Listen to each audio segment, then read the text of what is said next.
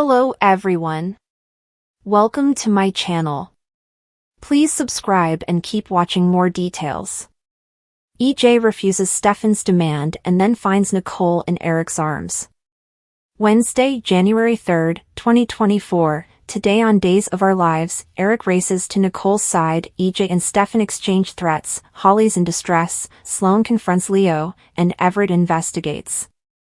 Chad and Julie race down the Horton house stairs to Everett, banging on the door. The newsman breathlessly tells them that Holly Jonas OD'd last night. As the trio laments Salem's drug crisis, Everett declares they need to bust the story wide open. At home, Sloane and Eric marvel over Jude sleeping through the night, but miss giving him a bottle and rocking him to sleep.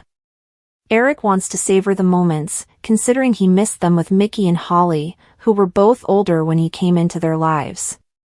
Eric continues that Holly was smart and curious, and he knew she'd do something great with her life. Sloane is sure Nicole's really proud. Eric confirms that Holly is her pride and joy. Nicole sits by Holly's bedside, wondering how she didn't notice that she wasn't happy or even okay. Sobbing, she asks her comatose daughter to forgive her. In the hospital lobby, Marlena tells Kayla that Tate's been arrested for possession of the drugs that caused Holly's overdose. Marlena doesn't know how Nicole will go on if she loses her daughter. Kayla doesn't know how Tate will, thinking he's responsible. On the bistro's loading dock, EJ furiously blames Stefan for Holly's condition. Stefan retorts that it's EJ's fault for not helping him with Clyde when he asked. EJ roars that Stefan's running laced drugs and endangering the lives of Salemites, all in the name of protecting Gabby. He wonders why he shouldn't arrest Stefan right now. In Holly's room, Kayla tells Nicole the drugs are out of Holly's system and there's strong brain function, but she has to stay on the ventilator. Marlena can't imagine how difficult this is for Nicole. Nicole remarks it's also difficult for EJ, who's determined to make someone pay. She knows that someone is Tate, and she's sorry. Marlena is, too, especially since Tate has never been involved with drugs. Nicole never thought Holly would use either. She blames herself for being so consumed with grief that she didn't pay attention. As Kayla consoles Nicole, Marlena steps out to call Eric about Holly.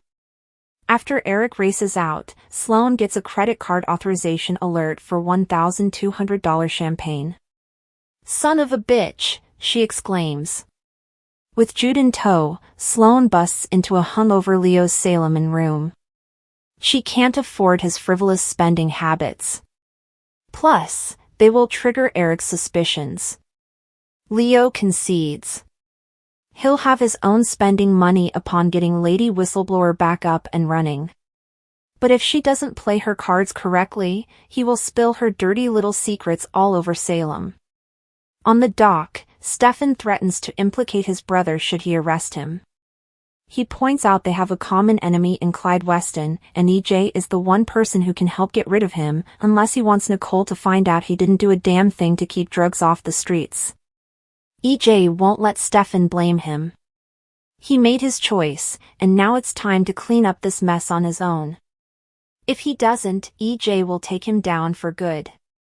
After more bickering, Stefan sincerely tells EJ his heart breaks for Holly, Nicole, and him, especially after the loss of his son. His heart breaks for that. When Eric comes to Holly's room, Nicole cries that her heart can't take losing another child. Eric embraces her.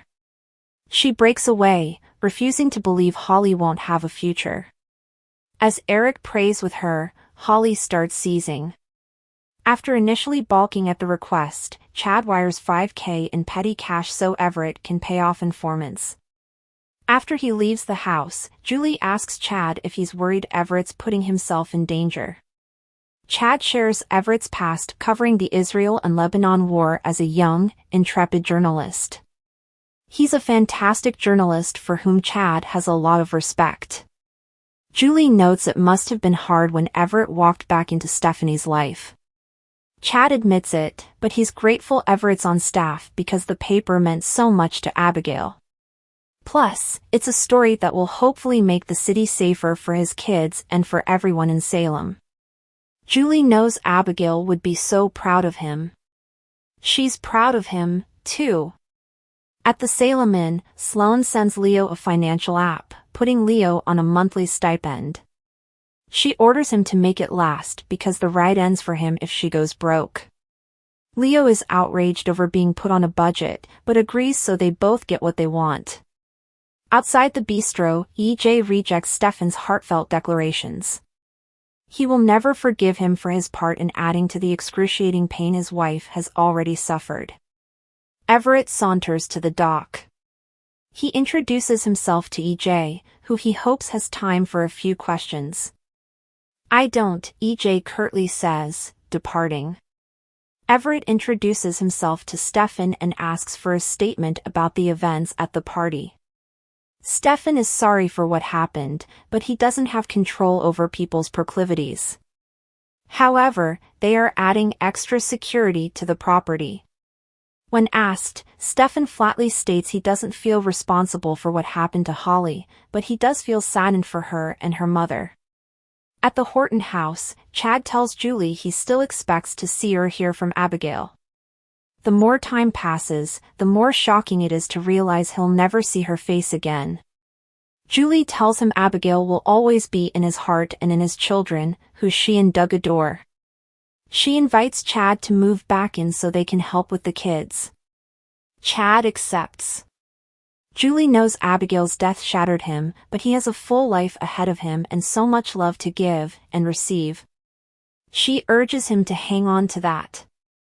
After Kayla stabilizes Holly, she tells Nicole as long as the seizure isn't recurrent or prolonged, it doesn't usually cause permanent brain damage. After she leaves, Eric tells Nicole he's there for her and Holly. They embrace as EJ enters.